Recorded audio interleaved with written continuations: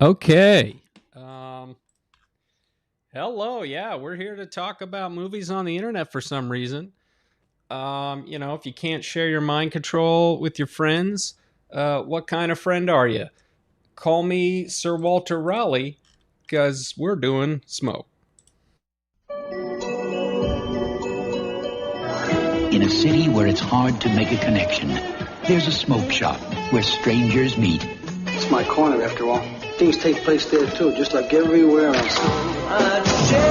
Smoke. It's a good story.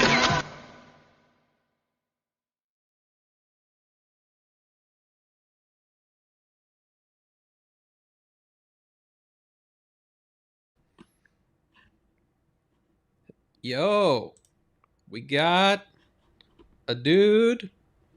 Hopefully, we'll get some other dudes. Dude, what's up? Hi, dude. Nice, Is nice it yours or T-shirt you mine got that's there. weird? The internet. I don't know. You seem a little slow. You seem a little My lag. T-shirt is this. Ooh, stolen shirt idea. That's tight. That reminds TLC movie night. Oh, that reminds me of my shirt. TLC movie night now available in the Grim Grizz store. It helps support the Grim Grizz, and I guess it probably helps support him having me on. So that's good. It's important to pay your friends. Anyway, It is good. so yeah, dude, you're here. We're talking about Smoke, and I only watched Smoke because you watched Smoke. But how did you come to watch Smoke? What's up? What's up, Olsen? I came to watch Smoke because somebody else came to watch Smoke and told me to watch Smoke. My internet's so bad, bro.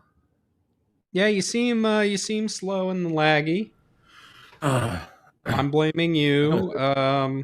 They'll tell us. The folks at home will tell All us. I right. could check myself right now on the stream. I got the stream in a separate window. I seem fine. So, Hmm. but that's Uh, just I the should way the way it goes. And out of I'll touch. get on my phone. I'll get out of here. I'll be back. I'll be back. All right. Seemed like it just kind of got okay, and then he left. Yeah. Well. Anyway, eventually, someone will appear or show up or whatever. Or I'll just talk to the hive mind, which is also fine because we're talking about Smoke, and yeah. So I believe that a Biblio Bison told Chad about it. Oh, look, we got an Ian.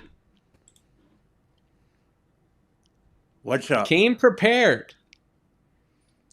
Came yeah, prepared. Dude, nice. Nice. Oh, yeah. Reppin'. Oh, and I see you have your TLC movie night T-shirt available now in the Grim Grizz store. Link in the description. Tight, dude. I'm pumped about this. This is my Yeah. first TLC movie night. Right? When did you watch Smoke? I watched it for the first time when it was recommended because it was going to be on this channel. Maybe 3 weeks ago or whenever you first really put it out. And then I watched it again this morning. And so yeah, So did I, it was so good.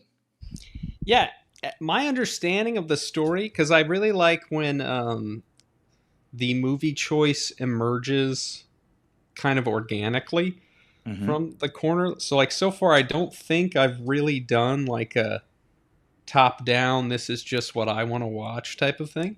Yeah. It started with people mentioning My Dinner with Andre, and I was like, "What? Let's do it."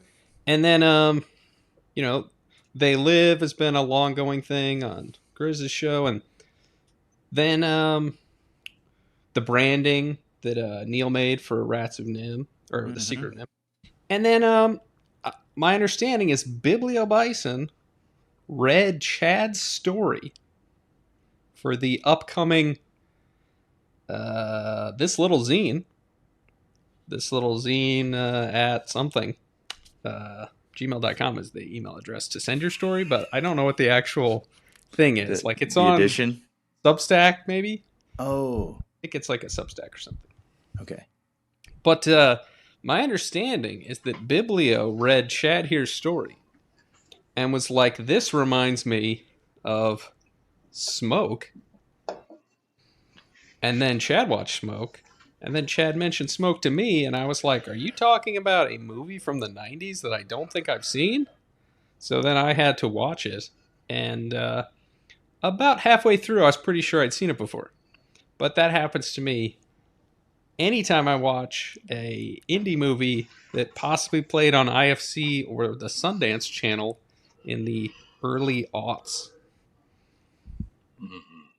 So, Chad, initial Yes. impression of Smoke, and did I get the story right? You got the story right. Yeah. Okay. Yeah. And because I was curious, like what he saw in the movie, and that he saw in the story that I wrote for the little zine. And it's still not maybe exactly clear to me what it was. Maybe it was like something like atmosphere or something. I don't know. Um, but my initial movie or idea or impressions of the movie were I like the vibe that that style is kind of like it's like slow and fast paced at the same time. You know what I mean? Like it's not like the story has a nice rhythm to it. But there's And not like explosions and buildings no, blowing up or anything. It's like normal pace of life, but, yeah, you know, it cooks yes, along.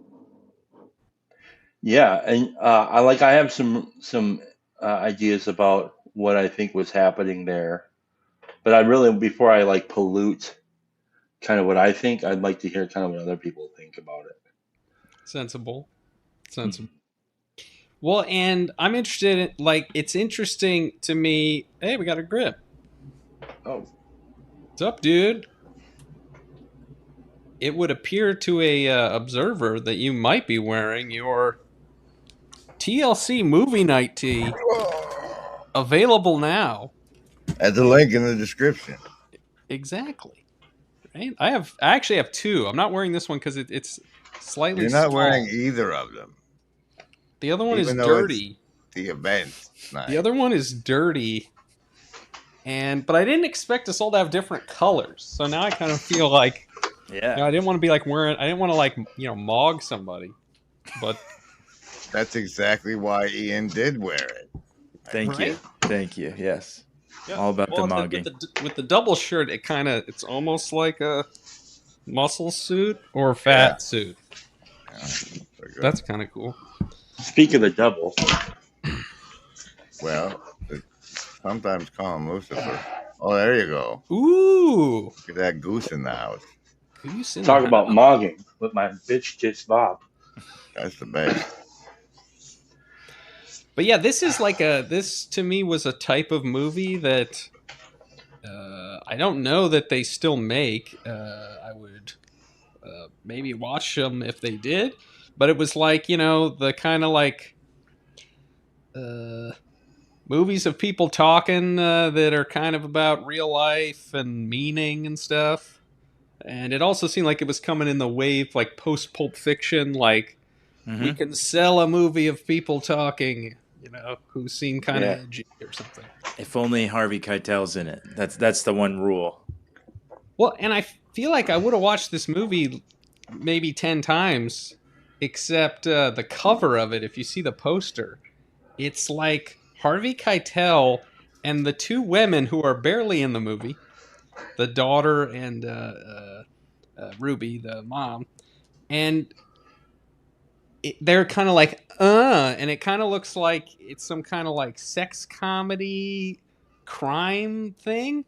And the lead guy, William Hurt, his face is like in this tiny little circle in this little band that's like a little cigar band around the poster. So I just thought it looked like a cheesy comedy. Yeah, it wasn't really marketed well in that way, was it? Well, Yeah. I got to Macbeth in a bit, so I wanted to raise the important points to make sure they get discussed in this discussion of the movie Please. Smoke on TLC Movie Night. We appreciate Or that the movie you Smoke. have come, and we appreciate if you watch the film. The first thing that's important to note is if you watch the film, there's a portion where the Augie character who owns a tobacco shop is explaining the appearance of the William Hurt character after he buys cigars to the rest of the tobacco shop. And he explains how that man had his wife, that was pregnant, murdered. And then right after that happens, there's an African gentleman sitting at the counter who says, "Bad day at Black Rock, eh, Augie?" What does that mean? Why is he saying the word Black Rock in there? That's weird. Well, I think it's that's this portion of the town. That is what that area was called. Or was that the name of the place that the robbery took place? I think that's a movie, right? It's a movie, Bad Day at Black Rock. It's a movie interesting. with Spencer Tracy. Well, now we have the opening. That's important. The second thing that's important is at the end of the movie when he tells the Christmas story. After he finishes telling the story, he delivers the line that makes the movie watchable. And then there's like 20 seconds of just their faces back and forth. And the just that would never, ever, ever, ever be in a movie now really stuck out to me. Mm-hmm. Interesting. Why don't we just do 20 seconds of our faces now? Good idea. Great. What I thought was cool is I went to rewatch. I went to rewatch the movie today, and I went in the comment section, and there was like TLC people there. Yes. Like Brian Station, College Station was there, and then so that was like, oh, this could be like a old school kind of like that's kind of like what the nascent beginning of TLC kind of was, is people recognizing each other in strange comment sections. And so that was cool. So like if we do this as we go forward, if we do like the on the movies on YouTube for free, we can like leave notes there and say hi to each other. Mm-hmm. It's kind of cool. Yeah, that was so cool to see because like maybe it's just like a obscure enough movie or something too, but it's like there aren't very many comments on the movie. I think it's like half TLC people. Yeah. Yeah. Like, Brian like was like, I'm 20 cramming comments. my homework for a TLC movie. Also, there was like somebody made mention that they were a part of a discussion group, like an in-person discussion group. So he was like making his own like shout out to some other group. Whoa. So I was like, oh, that's interesting. Yeah, I wonder that's if that really guy cool. knows Biblio Bison. I know. I almost like invited those people, but then I was like, I don't know. It's kind of like I didn't want to do that to Ezra, like just some random person. This whatever. You never know how that could go. Yeah, you No, never know. it's all good. That'd be cool. But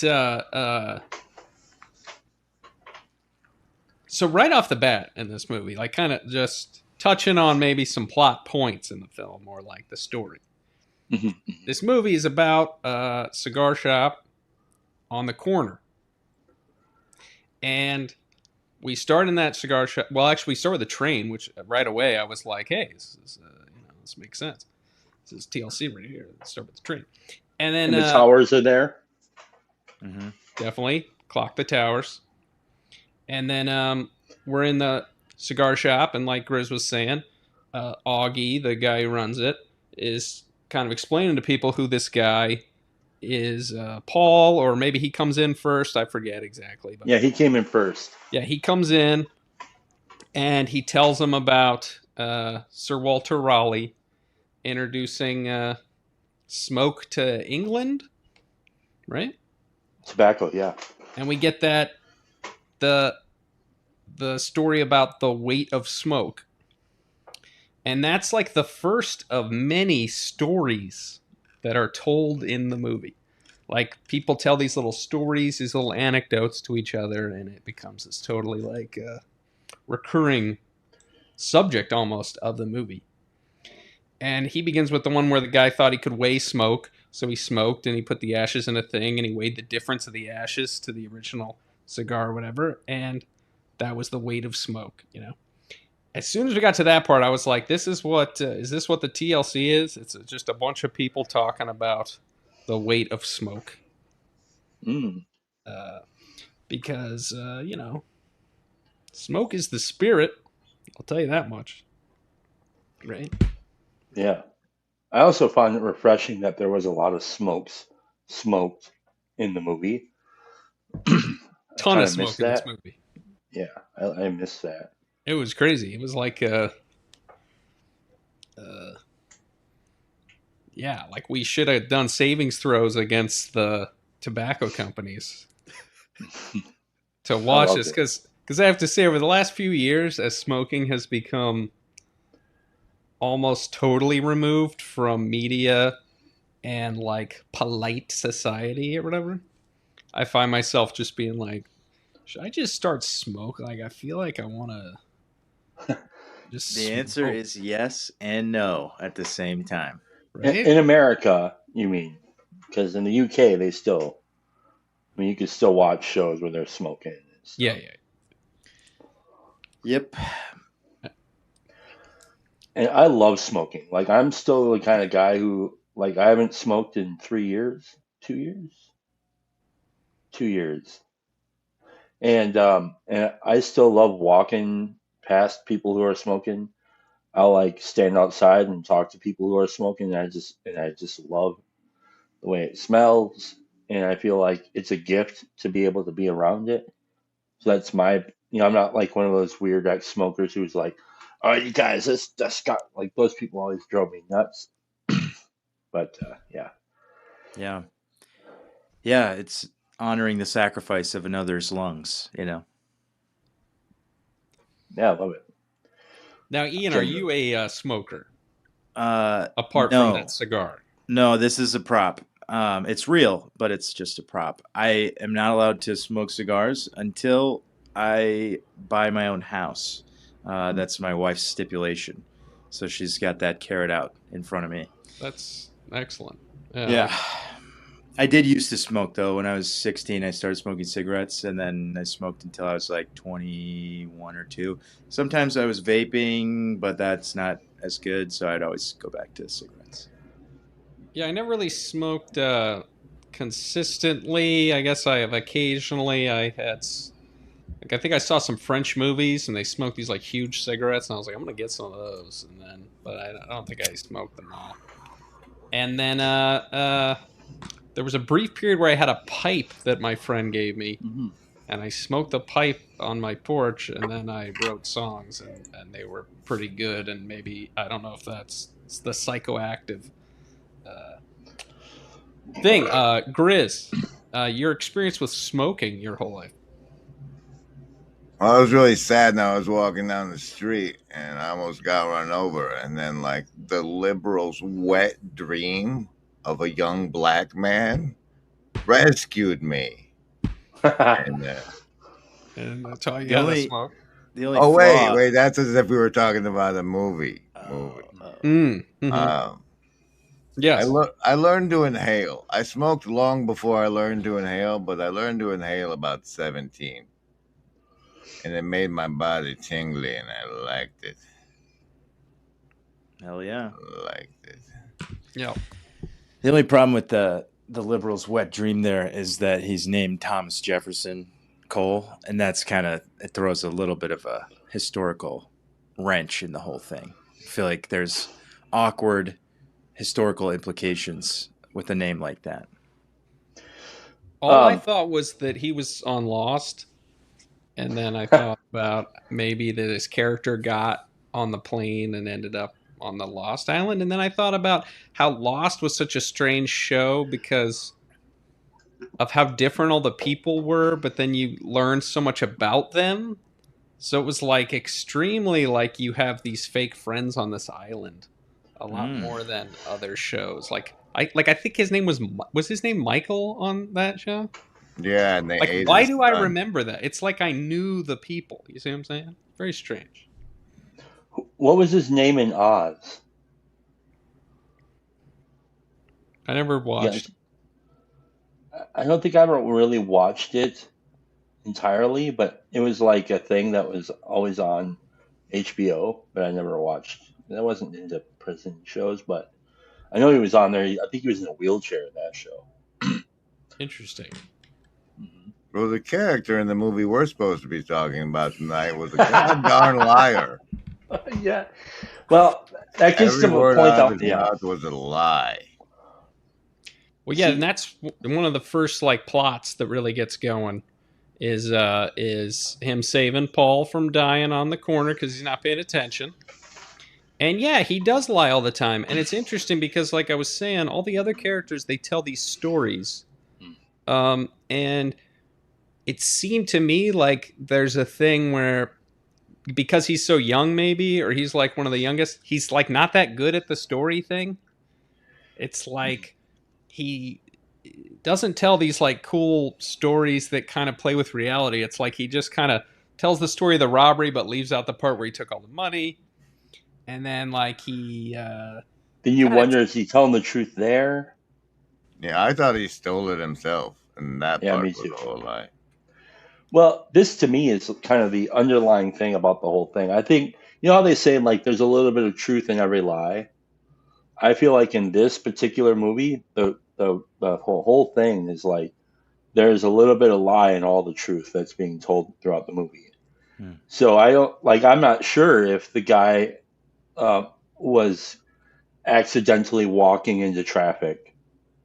You know, I'm almost thinking maybe he actually meant to walk into that truck, and and there was like the because rewatching it with this kind of frame, I was like, oh, dude, this is weird. Because like the joke, first of all, who are all these guys in the cigar shop, right? Are they? I'm like, these guys are like, this is like a crew, like Heat, like the movie Heat or something.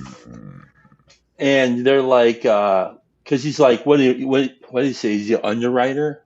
Which I was like, what is an underwriter? An underwriter is like an insurance person or whatever.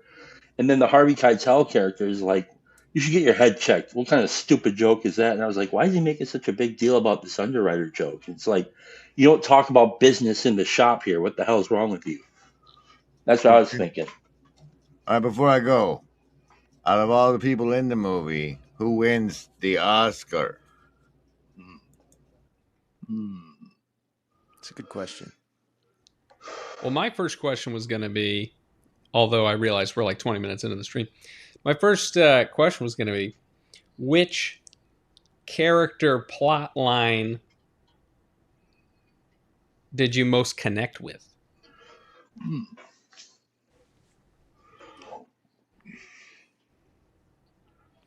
Well, I think mine would have been Cyrus.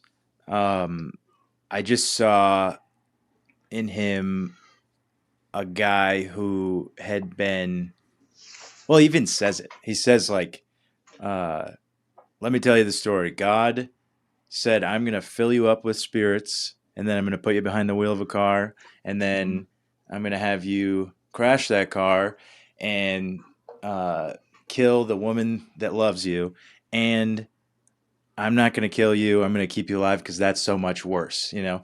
And then he's got the whole thing with his arm. Like every time I look at my fake arm, I think, what a stupid idiot I am. And all this stuff, and it's like that story.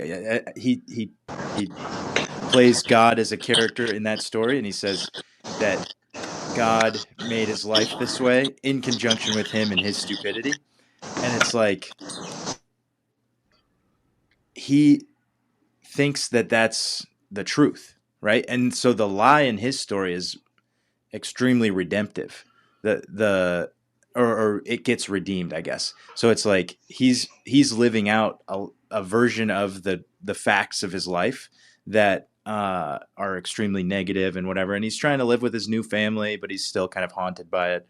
But then when it all snaps together at the end, it's like he has a son, and the son has a father, and that's like still a part of his story. And so all the details stay the same, but the way that he interacts with it is Interesting. changed. The Healed. idea of the lie being redemptive, I think, is the thing that's happening through all of the lies that are happening in that story. I mean, that's Which is, the yeah, end line, right? He says, if you can't share your secrets with your friends, who can you? What is the line? yeah, Who can you say it to? What kind of friend are you? What kind of friend are you? But that's what kind of friend are you is also, that's a very it's open-ended, it's ambiguous. Like, what kind of friend are you actually, and what kind of friend are you, like, in your in the story, like what you get to choose. I thought that was another massive pivotal line in the whole thing. It's about 50-50, Augie. Like, he's asking whose daughter it is. It's about 50-50 chance, Augie. You get to choose. It's your choice. Now, Chad, pick yeah, a character. yeah. I think I Or was going to go with plot the Forrest Whitaker character as well. I really identified with what he was saying there. Um, yeah, because I mean, I think the William Hurt character is like uh, he's like too principled or something to be that guy, and he's like really interested in at least doing the work, maybe not getting the work shown, but at least doing it. Which also makes me wonder, like, what kind of a writer is he? He can't find stories, but he asks his friend for a story. So that was interesting too. And That and then sorry. no, go ahead. That's his thing. Like, I have a note about everybody and their relationship to the story that we can talk about later. It's fine. But his thing is that he doesn't know what his story is. He's not grieved through what it actually really is and what that implies about today and then tomorrow and the rest of his life. And so the whole thing is he's looking for a story the whole movie, even to the end. And so then I think that it's crucial that he has sort of a bullshitter friend that will step in and give him a story to choose to live and live into. Yeah, you just reminded me earlier of the great part with Thomas Rashid, whatever, and Forrest Whitaker, his dad, where Forrest Whitaker tells this whole story, and then it's like he tells him, like, that's a story to warn you, to help you to right the wrongs in your life.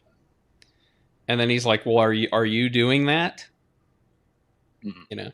And then he's like, I'm trying. And that's where you see, like, he does have a version of a story that, like, he's trying to make right these his sins or whatever. Yeah. But then through what we see play out, it's like, well, he gets an opportunity to actually, like, I don't know. It's like a sense that it's almost a lie when he first says it. It's like it's kind of Yeah. his story of what he's doing is like trying to make everything right. But he's trying to fix up that place and he can't really. It's like it's kind of a half-assed attempt or something. And then through the end, or through everything that happens, we see the attempt at the redemption of that lie and to have it like become true. He's trying to right. What's that? Us. I did. Am I I did driving? think. Are you here? Yeah, I didn't know my microphone was turned on. Oh. Yeah, I'm here. Well, did you watch the film? Do you want to pick a character that you identified with? Sure. Yeah. So I probably identify with the kids. So I was about their age in 1995. So both the girl and Felicity.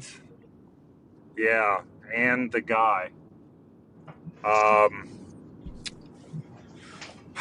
I don't know if it was the characters I'm relating to as much or the period of time.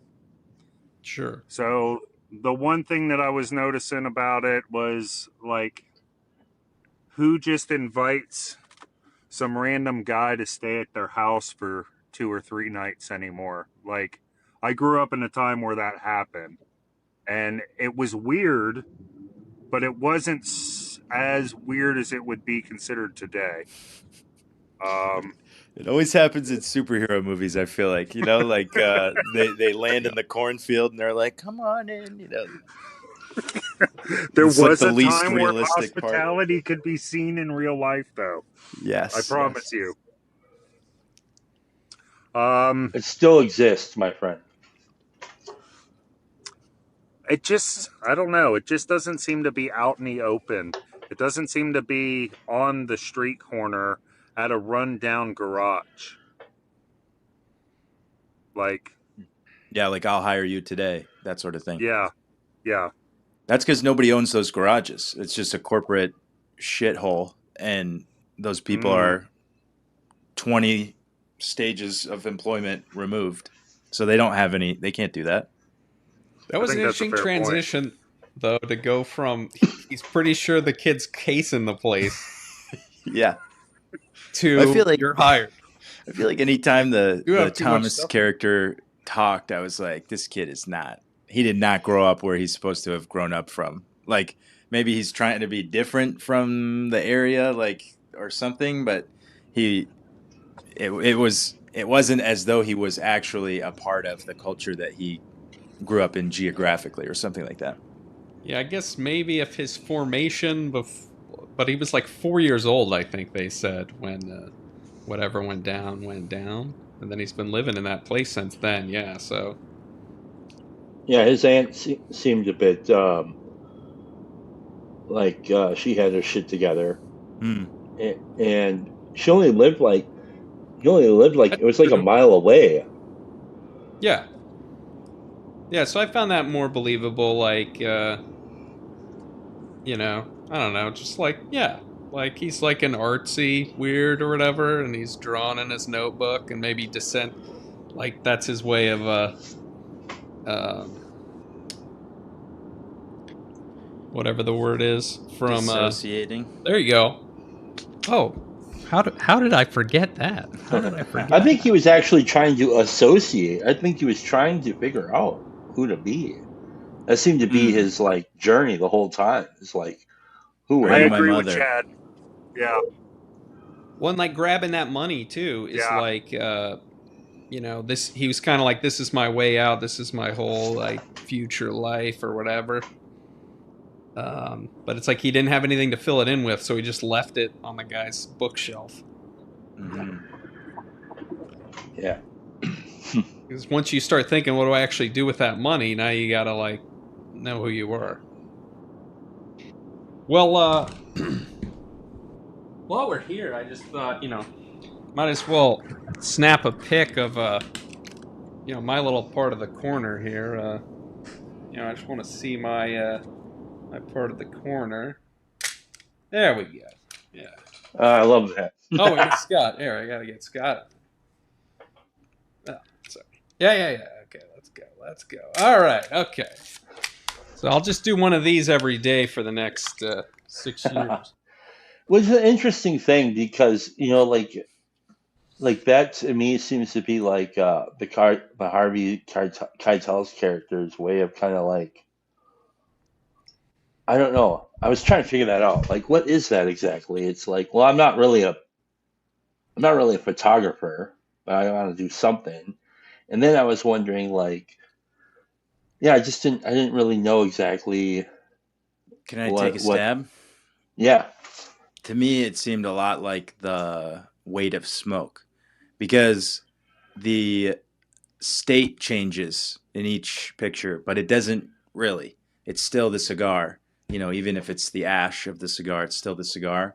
But like the passage of people through the space over the years, you know, he goes, "Oh Jesus, you know, this is that my wife is in this picture." Like,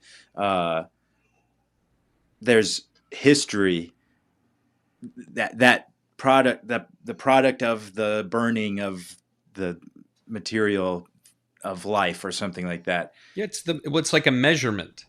Mm-hmm. It's like he's measuring the corner each day, and then we can kind of like look at the measurements. He was my favorite character. I loved Augie. I He's want to great. be Augie because he's like this dude who wants to wants to be the spirit between people. He's facilitating through the corner shop, and even that he sells smoke, which is uh, not only symbolically spiritual, but there's like a social component. It's like guys smoking together and whatever, and it's this kind of social activity. And he's trying to he's like trying to connect people, and he well, I do want to talk. Yeah, one thing I want to talk about it is his project. Like, what do we think of his project of the pictures each day? But it's so interesting when he lays it out for the first time to the Paul guy, because of course he knows that Paul's like an artist and a writer or whatever, and he knows his backstory. And then when he lays that thing out, and he knows that he's gonna see Ellen in there, he knows he's gonna see his wife. But he doesn't say anything. It's almost like a story. Like he's like, this story's going to play out, and this guy's going to look at this thing, but I'm trying to tell him something, and he's trying to tell him to slow down.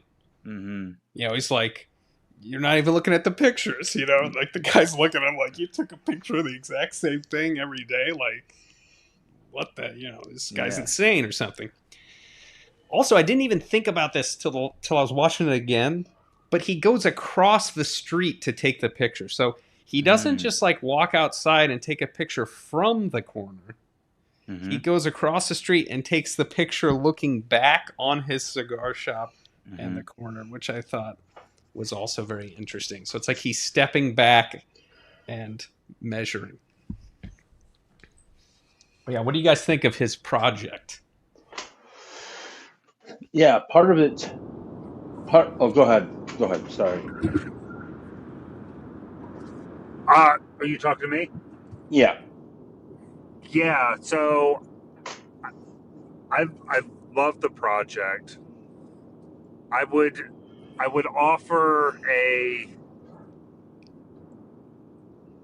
I feel like he was trying to bring some good out of the fact that he stole the camera and he couldn't give it back. It was like the universe said, you can't even give it back. And he wanted to make some good out of that moment. And the project, as far as the project goes, I think I mentioned this on somebody's stream a couple days ago. It reminds me, because every picture is the same, but it's not. It kind of reminded me of like how maybe God would look at man. We're all the same, but we're not. Right? We all have the same shortcomings and temptations and hopes and fears, but we're not. None of us are the same. And I also really liked what you said about him being a storyteller and trying to draw the story out. I really resonated with that as well. Yeah, I just, you know, I dug that whole scene. And like, it was so, it also felt like something that's happened to me and many times with corner people. It's like that. It's like you know, he knows the guy is a writer and he knows he went through this thing. And it's like, and we don't really know we find out what Augie went through later. We found out that Augie, you know, did a robbery for the old girlfriend Ruby. And it was, well, you can go to jail or you can go to what I assume was Nam.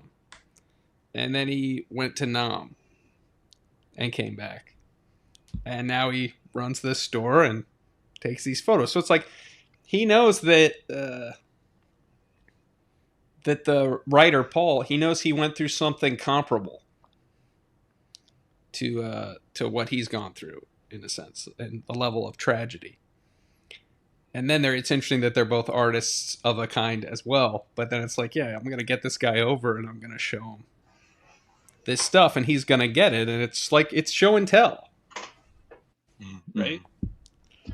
Like I was trying to think, have I seen that scene in a movie? And I was like, I don't even think I've seen that scene in another movie where here's these two guys, and one's like, "Hey, look at this is my life's work," you know. It's like we do that all the time. That's true. That's true. It was really beautiful. I'm trying not to like approach it with a cynicism because I'm not. What I am looking at is like the smoke, not just the smoke as a measurement, but like this other thing that's happening. Because I really think there's this other thread that's happening throughout the thing. So part of it, I don't think he set out was like. I think what you're saying, Scott, is kind of right. Like where he's like, I'm gonna get the most out of this camera. Because I don't think he felt like he stole the camera. I felt like he was owed the camera. But like, what am I going to do with the camera? Well, I could do this. And so then he kind of stumbles upon this thing, and he's like, and it allows him to have like this kind of principled routine as well. And so there's that thing going on there. Yeah, because he's kind of an erratic character in that one scene where they're at the bar and he's with that jalapeno lady. And that's like a little insight into old Augie still remains. You know, he's still a little bit of a wild card. I actually had, here's where I'm going to get weird. Because I think that, again, I think he's connected in some way. He does side work, and it's not all good. Mm-hmm. And the very least, he's connected to people who do that. And so he might do something for like, he might help somebody case a joint or something. So like, I wonder if he had something to do with the initial robbery where the guy's wife was killed. I don't know. Like, that was just something that crossed my mind. But where I started to think about this was because after Paul gets beat up by those guys, at the very end in that other shop in the deli where they can talk, he's reading the newspaper, and in that newspaper, those two guys who beat up Paul are dead. They were killed in a shootout, or like a robbery gone wrong, a heist gone wrong. Yeah. And I was like, oh, and he seemed very satisfied by that. Like, and I was like, oh, is this kind of like he had something to do with taking care of his friend?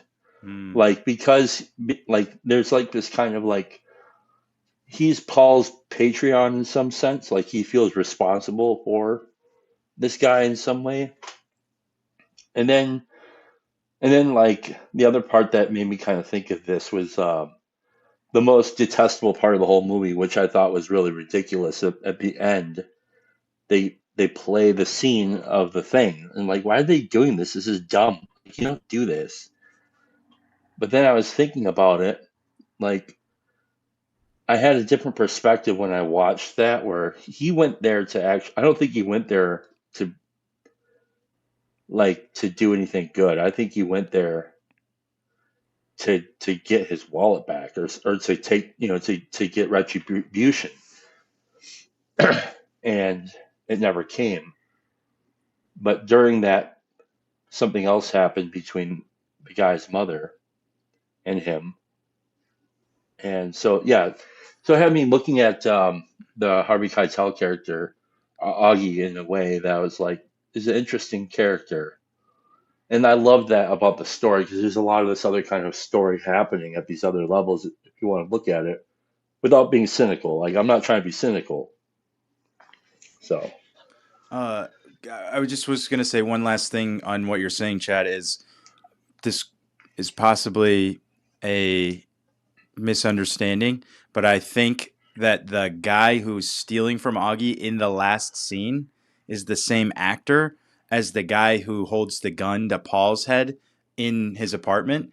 And it's like he put the stories together. So like the Harvey Keitel character makes the story, Augie makes the story, and then Paul is telling the story, and you get the visual representation of the story that Paul wrote for the newspaper, and Paul fleshes it out with his own experience of these people that came into his apartment in a way that it was similar to what happened to Augie in his store, and then it ties it all together from Thomas to Augie and Paul. Like all of that gets brought together in Paul's Christmas story.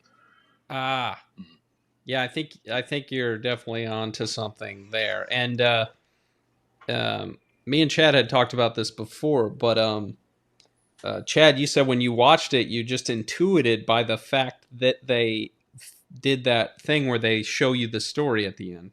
You intuited from that, like, this must have been like based on this story or something. Like this Yeah. movie must have been adapted. And it was like adapted from that story. So like I didn't actually read, or I couldn't find the actual original story, but like, and so I don't know how much of this was actually in it. But there was some kind of story published that was like the, Augie Wren's Christmas story was like the published story that was adapted into this movie. Wow. And so maybe it had some of those other things, or maybe the guy who wrote it into the screenplay, which was the same guy actually, maybe he like, filled it in with stuff from his own life, which then of course has gone through yet another level of filtering because it's probably totally different than this movie. Whatever. Yeah, But I that was think interesting. But I think Go ahead, some of what sorry. you're talking about, Chad, like, I'm a little skeptical. Like, I don't know how much of that is, it's not in the movie, explicit, but it's like you're picking up on vibes and maybe even potential vibes that are implied, and the movie kind of invites, or it makes a lot of sense to me that you'd be doing that, because it's like one of the main subjects is what makes a story true, And so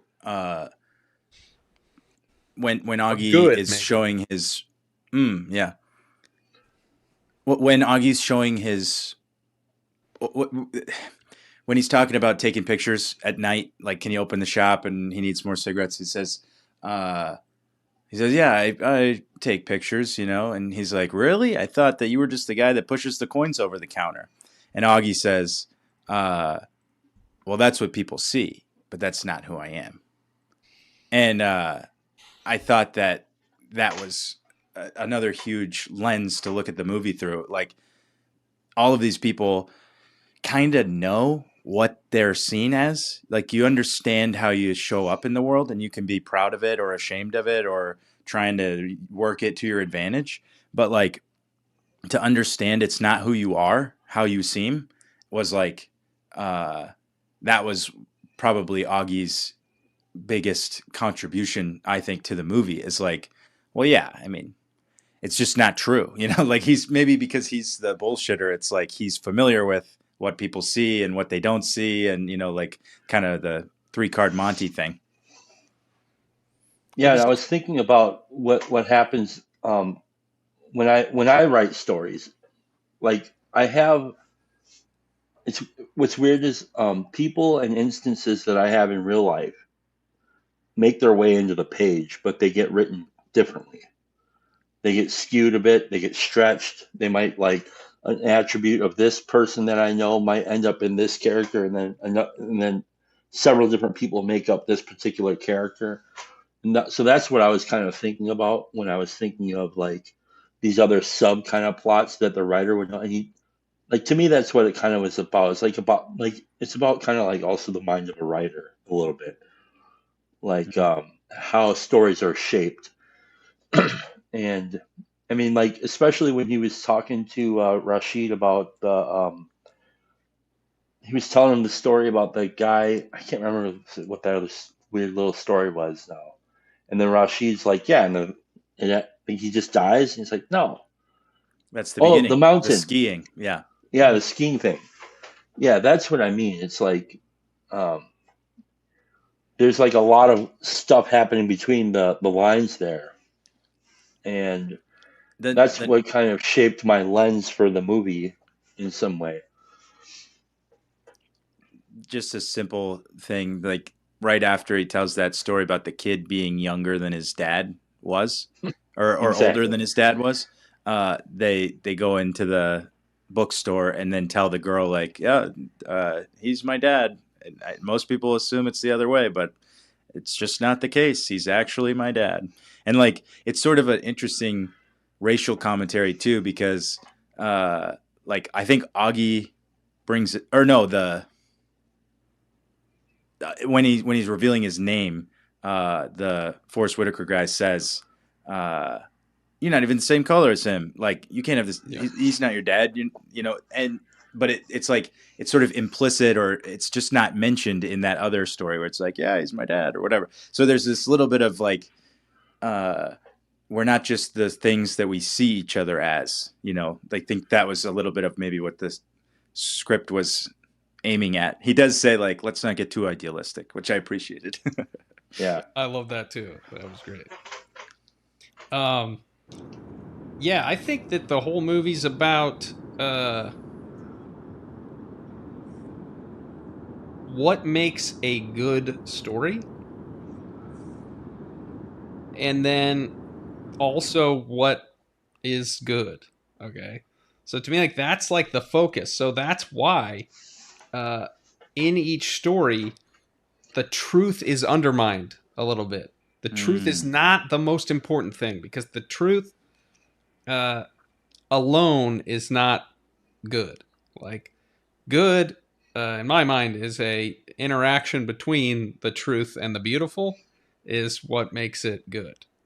So it has to be true, but it also has to be beautiful. And there's truths that are not beautiful, and then they're not in the spirit. Smoke, they're not alive. So I really think it's like, and the last line of the movie is at the very end. It's that's a good story. It's a good story. You know, it's not. He just accused him of it's bullshit. You know, it's total bullshit. But it's a good story. And then it's like, but if it's a good story, then it can't be totally bullshit, can it? You know, and then even the song at the end is like, I only tell the truth in my dreams or something like that, right? I think the I didn't pick up on it other than like maybe kind of deriding it, like, oh, this is an old movie, that was not very good the first time, and then today again it bugged me, but I didn't think about it. But like Paul Benjamin's inability to write or perceive things is he's like so opaque to everything. Like looking at Augie's pictures, he's like, I don't know what this is garbage, you know, like this is just some dumb corner. It's like he is stuck in his grief, I think. Like, you know, whether the writer intends it or not, these things, symbolism happens or something, but he just can't do the thing that he is good at because of what happened to him. And so there's a little bit of like the facts of his situation are what they are, but then it's corrupting his ability to write a good story, you know, like to be able to adapt, to stretch and alter and craft what is a good story for, even like I was saying, sort of in the meta sense, for himself to live into, but then his job is to do that, so he's not producing any material either. Yeah, it kind of makes me think of like mechanics who drive shitty cars. Mm. You know, I think there's some of that too. Like, cause just because the guy could write a good story, maybe doesn't mean he's always aware. You know what I mean? And and so there's like this kind of, I love this idea of like, you know, you can you can approach something with like a particular ideal of how things ought to be because of the way that, you know, that's like, you know, some Occam razor or something about life or whatever, but it's more complicated than that, I think. And yeah, that was yeah. The only thing I didn't really like either was I felt like the Judd character, Ashley Judd, was poorly um, cast. That's the other thing. I didn't think that she was good for that role. Although she sold it like the look that she gives at the very end, she sells it. But that's it. I didn't think she sold any of the other stuff that she said. I was just happy when she was revealed because, as I said, pretty much every movie, indie movie from the early 90s is in my head somewhere. So we got to that scene, and I was still like, I'm not sure if I've seen this movie. We're like getting to the point where they're coming up on her, and she's looking the other way, and I just see this like blonde haired young actress, and I'm like, ingenue or whatever. And I just said out loud, I'm like, maybe I was just in my head, but I was like, I am gonna know who this actress is. She's gonna turn around and like, I'm gonna know who, no matter how obscure this is cast, I'm gonna know who that is. And I was like, Ashley Judd. You know, That's really funny. she Yeah, was, her she's best like role is fresh in off Heat. Next Generation. Yeah. Yeah. Then a couple of years later, she does Heat, which is astounding. So, um, Scott, are you oh, there or I oh, don't want to? Yeah, sorry. no. So I kind of want to be a little cynical here, guys. Um, so the Bring first it. time I watched it, I thought it was a good movie. But the second time that I watched it with my wife. And so my wife noticed two things. She made two comments about the movie. When Ashley Judd had her scene, she had made the comment after she saw the credits roll. And do you know who the producer of this thing was? Weinstein? Yeah, Yeah, I saw Miramax come up at the beginning. yeah. No, that's And one. she goes, I wonder if this is the movie that messed up Ashley Judd. And then that got me thinking about what the propaganda was during that time of my life. And so it was the war on drugs and how crack cocaine was a black person's problem. Yeah. So they cast Ashley Judd as a white, kind of middle class ish suburban girl hooked on crack to kind of dispense that narrative. Or to And advertise to a broader market. True. okay. Well, she wasn't But that middle then- class. Her mom had one eye. So Yeah, I mean, working yeah, class white. but that's why I didn't really buy her as that character. But yeah, go Right. ahead. Yeah. Good read, Yeah. Chad. Not that you couldn't have one eye and be middle class. You could, Yeah. but she just seemed kind of like she was. And then the last thing is that she had an abortion. And I think that was a pretty crazy thing to do in a movie back then.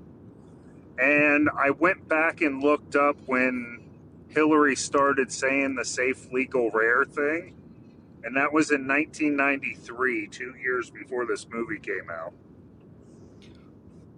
One of the things I thought was so interesting about that scene was that I didn't feel like the movie was playing that abortion as a good thing necessarily. Right. Yeah. Yeah. Right? Well, because I Yeah. don't think it was like kind of like totally out in the open yet. They were It trying did to happen. push for it. It kind of Yes. broke my heart for the lady from Greece. I can't remember Roz from Greece or Rizzo. whatever. Rizzo from That's- Greece. But yeah, That's how I convinced my wife to watch it, was her. but like when she said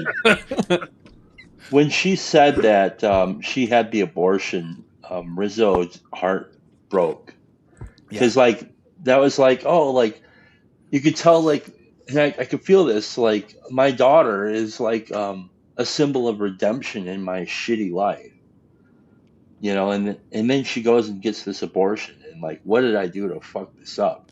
It's kind of what I was identifying with the Rizzo character there.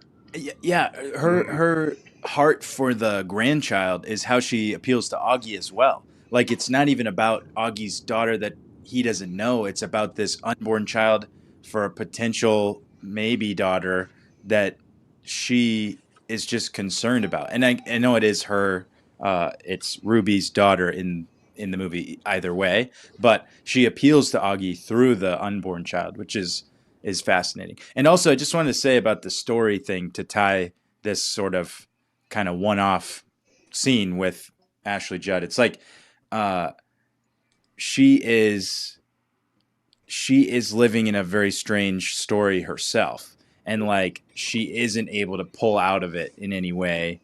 Uh, like yeah, I mean that's all propaganda is shifting the story so that you live a certain way, and uh, that's what made me think about that. Is that if there is any type of shaping of the narrative so that abortion seems like a good option, all you have to do is think about like, would it be harder or easier for me if we had this baby? You know, like, am I addicted to crack and I would have to stop, or would I not have to stop? You know? And if you had to get one, could it be done safely? Because that was kind of the premise too, and why I think Rizzo had the face she did, because it was Mm. probably done in a sketch way, because things weren't safe, legal, and rare yet. It was interesting how she said, "Yeah, it's not in there anymore." She didn't say in me. She said in there. So Yep. there was some of that interesting language that was being played with. This kind of Yeah, it literally made me think that. interesting. Yeah, you might have dropped out there, Scott, for a second. It's probably for the best. But It, yeah, it made me think like she had the thing done in the back alley in a van. Like that was the vision you got of how those things took place back then. And With it all may the. have been that she's lying and that she just lost the Mhm. baby and is it's another one of these kind of lies that is being told in this story, but she's using it as a Ooh, weapon. good point. or like was never pregnant to begin with. Like how far Mm, you want to go with it. But I liked it symbolically how it was like we're in a drug addict's, drug den, and then we have this nice metaphor of like, are you going towards life or toward death? Like, are you Mm. gonna clean up and take care of this baby? And it's like, nope, the baby's dead. The direction of the light too was at her back, like shining down the hallway towards the door, and that just created an interesting visual, I thought. One of the best burns in the movie is when she calls her mom Hawkeye. I just thought that Yeah. was legendary. I have a real life anecdote where a friend through my wife's church, he's like 50 something now, but he was working with another guy at that church and the drill slipped off and he poked him in the eye with the drill. Oh, fuck. And uh and so he's only got one eye. And uh and then there's this other guy and he just has a lazy eye. And so they're always making fun of each other for their eyesight because they did it to each other. It was the lazy eye guy that did the drill poking. And then they were both working a job with another guy at this church, and he was screaming at one of them and called him Hawkeye, just like in this movie. What he called, what she called her mom. But that is like one of the funniest burns that you could have on a person missing an eyeball. I feel like. The first time I saw the movie, I it was right after the friendship conversation took place, the friendship panel, and I can't remember who brought up the idea of politeness isn't like friendship. I can't Mm. remember. Neil, I think. Yeah, and then in this, there's the scene there where he gives the money to Augie, and then I can't remember what he says. He says like "fuck your mother" or something like that. But like to me, that was like totally a male friendship kind of thing that made me think of the conversation that you guys had there, Dude, which was like very 100%. interesting. I said it out loud. I turned to Al, cut it out, and I said, um, like, if you wanted to explain male friendship to somebody, you could just show this scene. Because it's like they're having the sit down where it's like he screwed up this thing that you had $5,000 invested in. Slides the money to him. He looks at the money. They kind of convince him to take it. And he's like, "Now, do you have anything to say to make Rashid feel better?" And he's like, "Fuck you." And then he says, "Fuck you" back to him. And he's like, "Okay, now that that's settled." Yeah, So good. yeah. Yeah, that's it. All right, we're Uh, at the hour mark. I feel like we need a little smoking break. Okay. So we'll be right back after this message that I made in 5 minutes earlier, and it's not very long.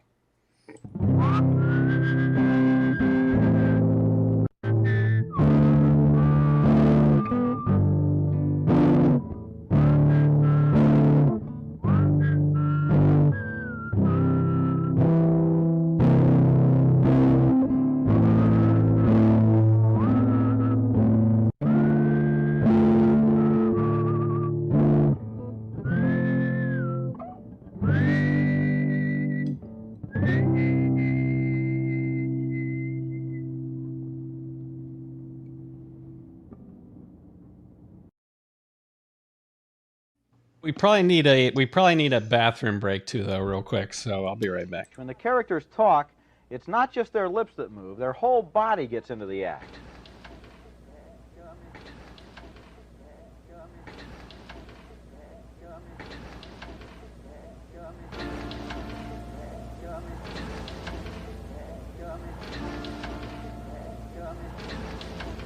Their whole body gets into the act.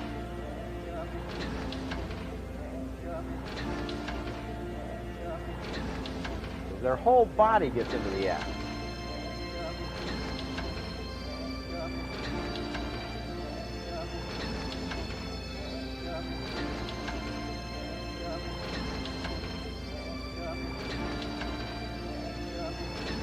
Their whole body gets into the act.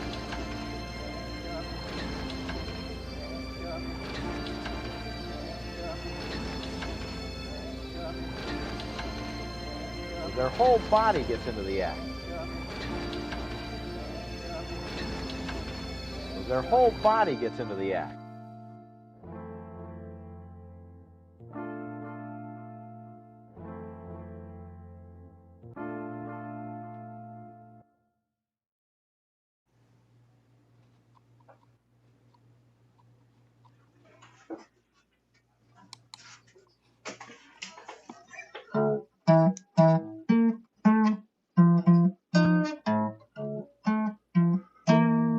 Improvise branding. I like how it said Riz. Oh yeah. It just said Riz. Yeah. Because he does look like he is all Riz. Grizz with the Riz. He's got a lot of riz. For sure. So, okay. So why don't they make movies like this anymore? Like what studio would make something like this today? Yeah. I don't know that they would. I mean, there's there's occasionally things. I mean, like now there is super independent stuff. Like Louis C.K. made this movie, 4th of July, and it went direct from he made it himself to it played in the theater in Chicago, and I went to see it, and it played all over the country. But you can, because they split up the monopoly where the studios used to own the theaters, you can actually circumvent the studios and book your movie directly to theaters. A lot of money.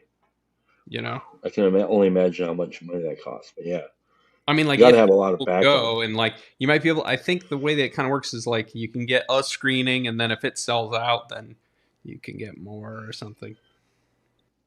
I think we should honestly do this. We should try to do this with the Bubble Bobble and really make a print. But that's just my own daydream.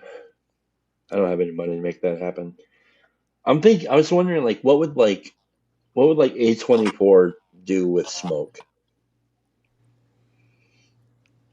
I guess the cigars would have teeth and bite people,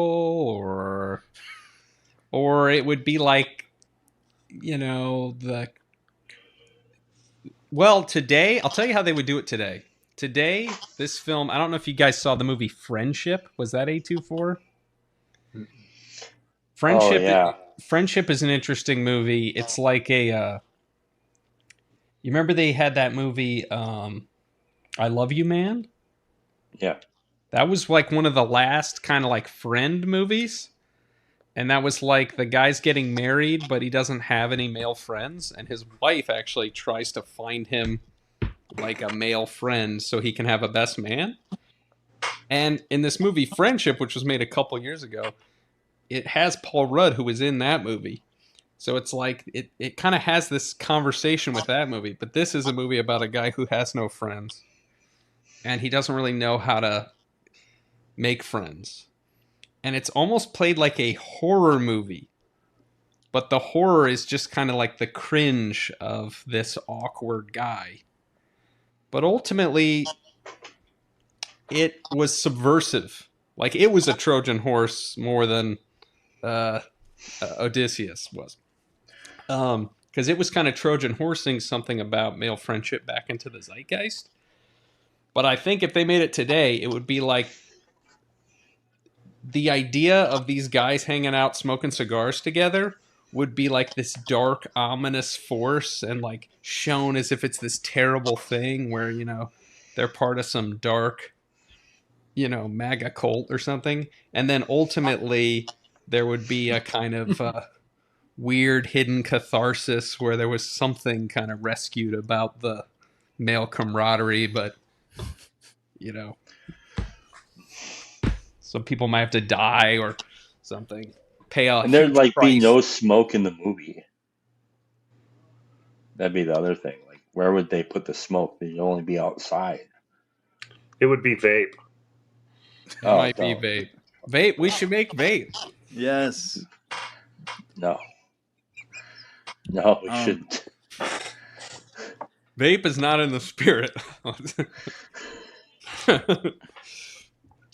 But But uh, yeah. it smells like pumpkin pie or blueberries.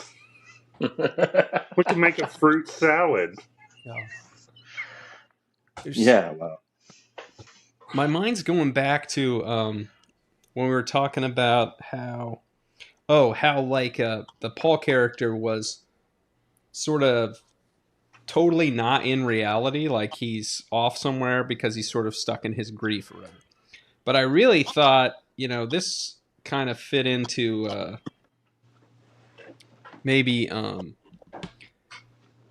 corner stuff a little bit, where it's like this is the guy who is deconstructed, and so he's like completely in his head, and he can talk about ideas and Sir Walter Raleigh or whatever.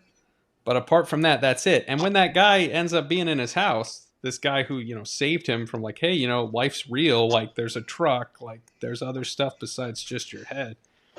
He gets him into his house, but then it's like he immediately kicks him out again. It's like, I gotta be in my head.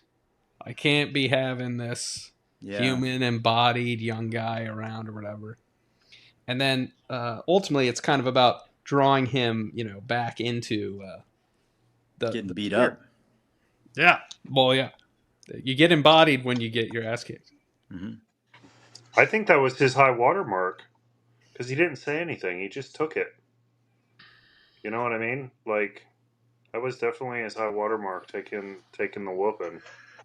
But I don't know. I kind of felt like he almost like captured a muse in that moment, right? From more than likely the near death experience of the truck, and he could only show his gratitude for a couple days because I felt like he got re-enchanted or put back on fire in that moment, Yeah. and then he was just more, not that he was deconstructed, but he was like reinvigorated and finding a new place, and now the guy had to leave because it was messing up his flow. Yeah, I could see that too. That makes sense. I like the metaphor of on fire as it relates to the smoke analogy that we've been using. Like I'm going to use that now. Anytime I hear people say he was an on fire Christian or whatever, those types of things. It's like it's a great metaphor for like the process of burning what it is that you are and releasing the smoke upward or something. uh, again, I'm not fully convinced that the walking into traffic was an accident, and it may be that he was just in his head. But also, there's a reason why maybe he didn't say anything when those guys were beating him up, because maybe it's the same. Like, there's always like this little kind of a death wish going on there.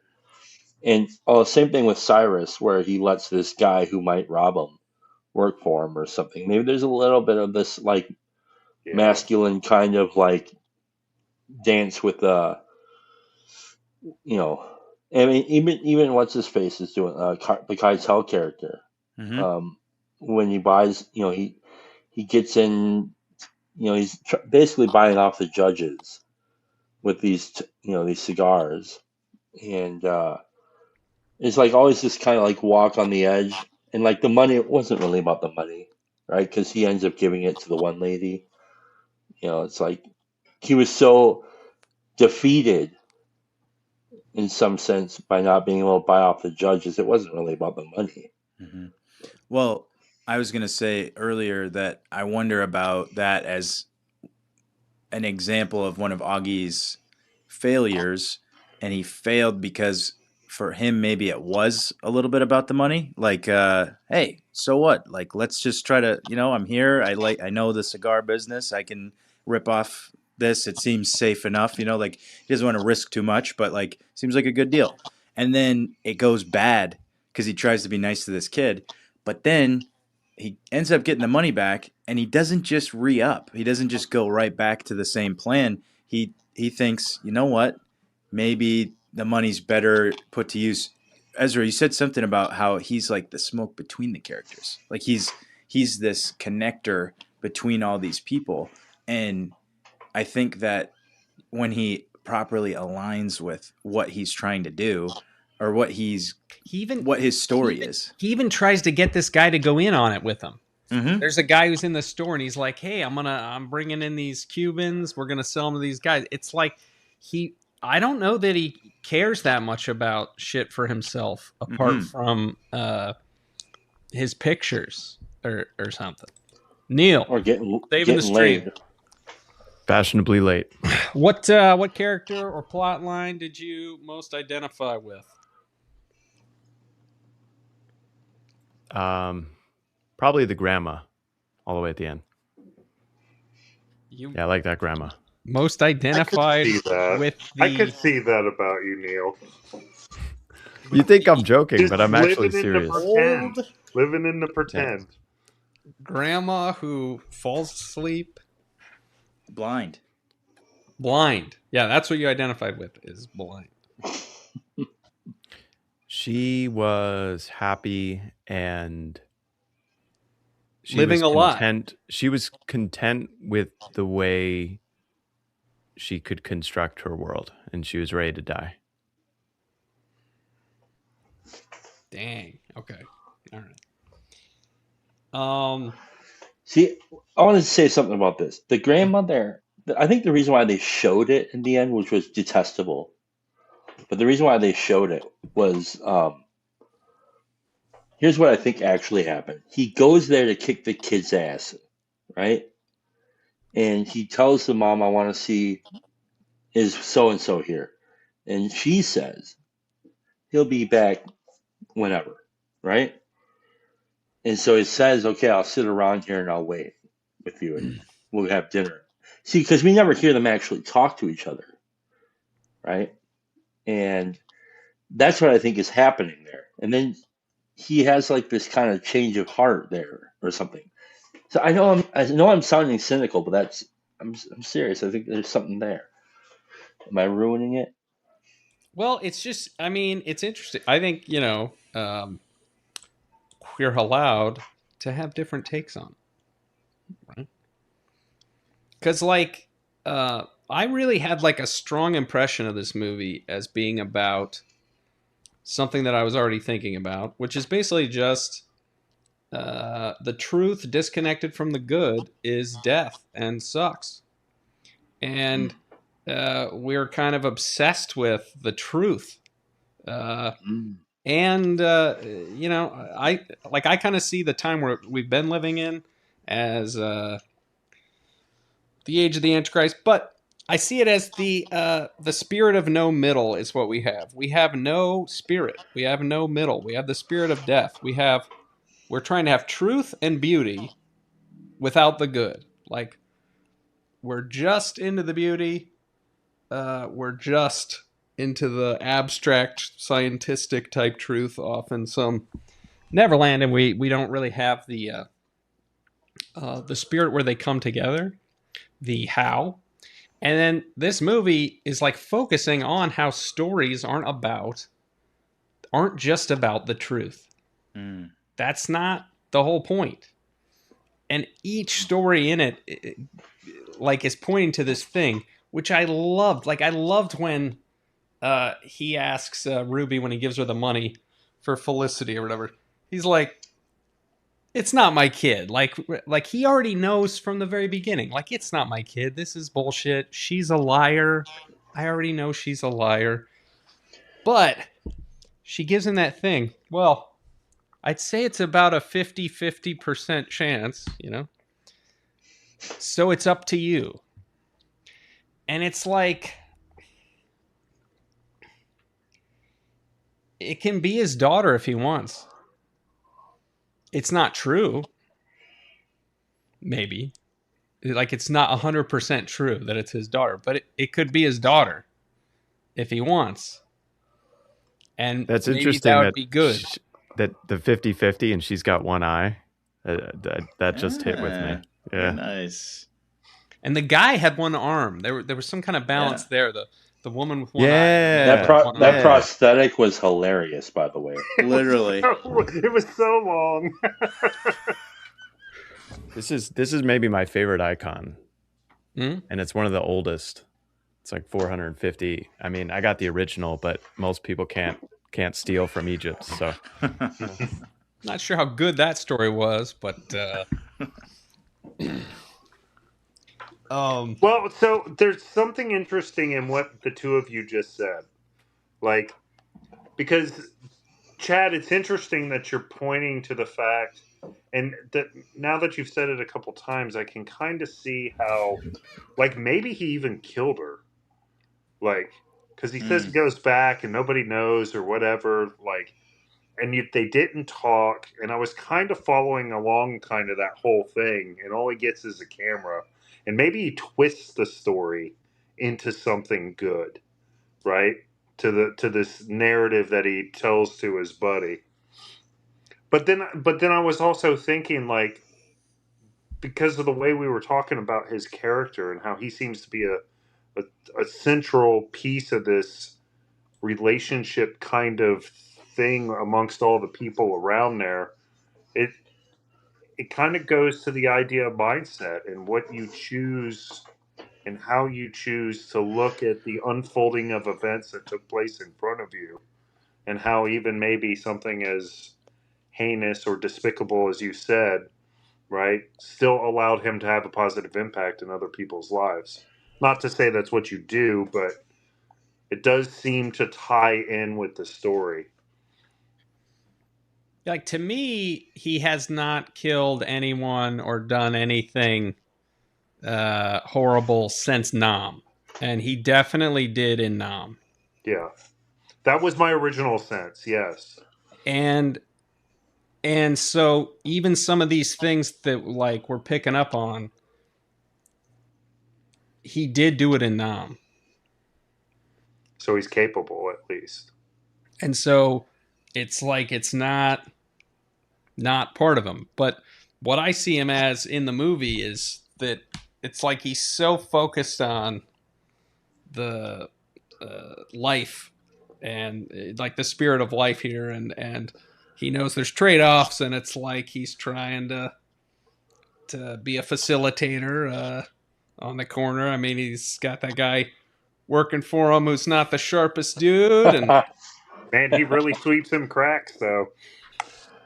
you know, Great and character, by the way. That's the one I identify with. I would have loved to meet Chad at 20 or 25. Oh man, what a character! that would have been an interesting meeting to witness, I feel. He would have thrown me into a brick wall. No, I wasn't like that. I was never like that. Yeah. It'd be a tile wall. Yeah. What were we just talking about? Well,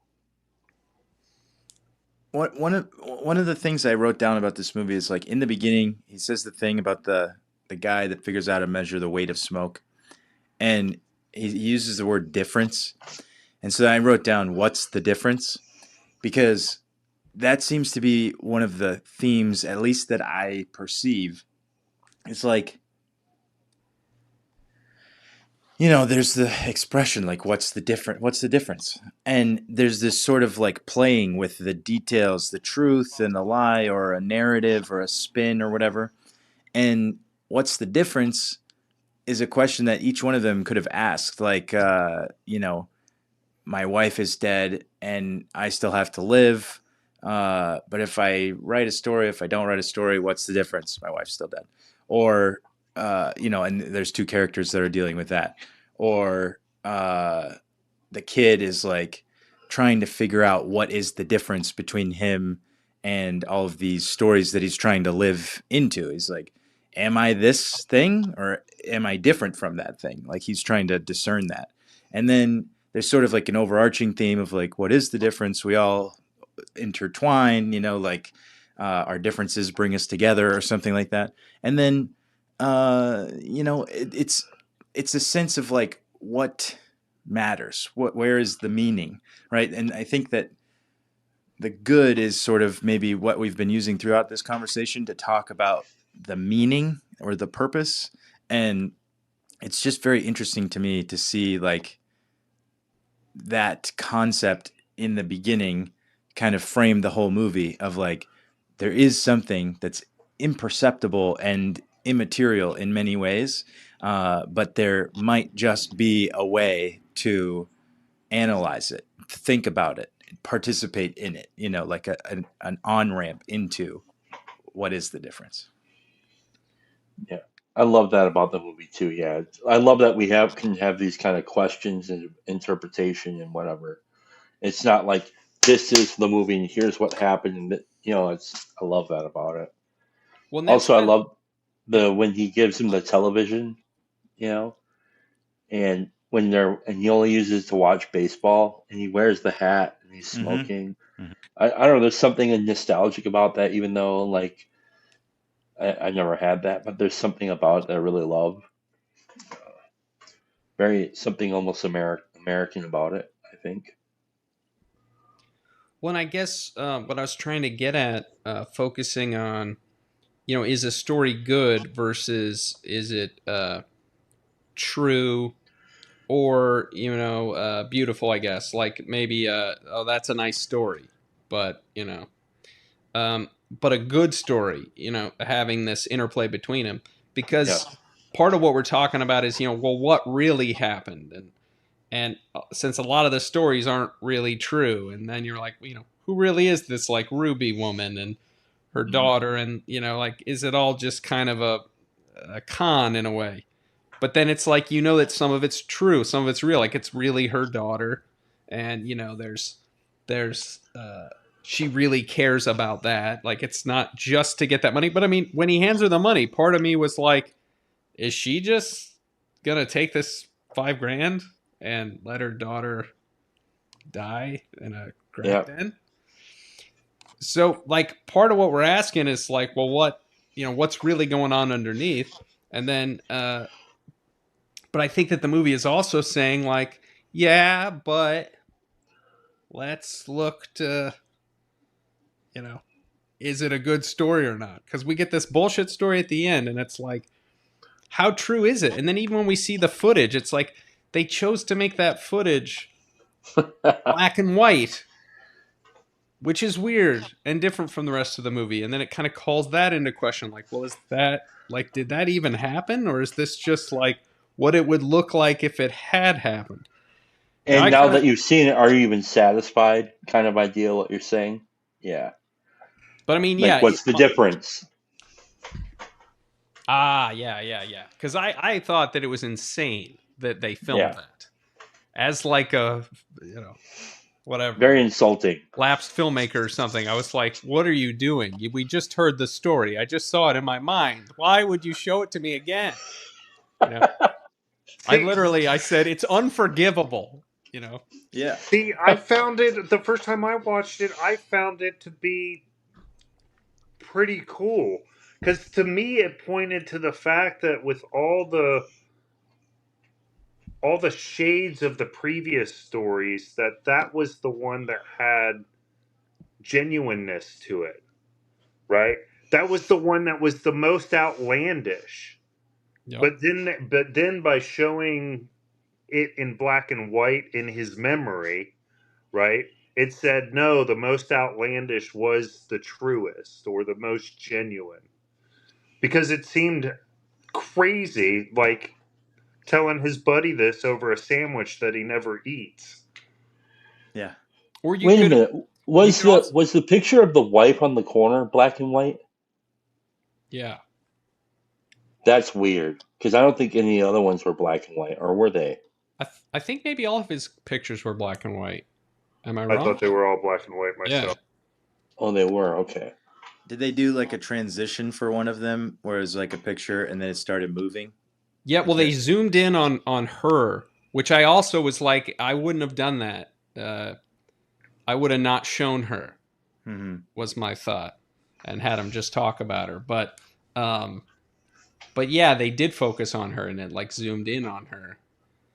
And it's interesting because you could also take, like, I guess maybe with my interpretation, maybe I would reinterpret the closing credit sequence where it shows it in black and white as like, as this is the most good story. Like, we're maybe moving away from like the truth and to like, this is the most, Yeah, I'm glad you said that because you integrated it with a much better structure. But I was going to say that it's interesting that it is also false. Like, the story itself, if it is true, is an example of living in a false reality. Like Neil was saying, constructing reality out of what you got. Like, this is what I got. I don't have my grandson here, but I do have the guy he stole from.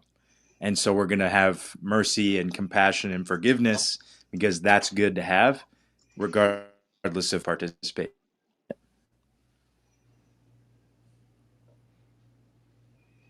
And they make it in black and white because even coloring the story somehow takes away from it.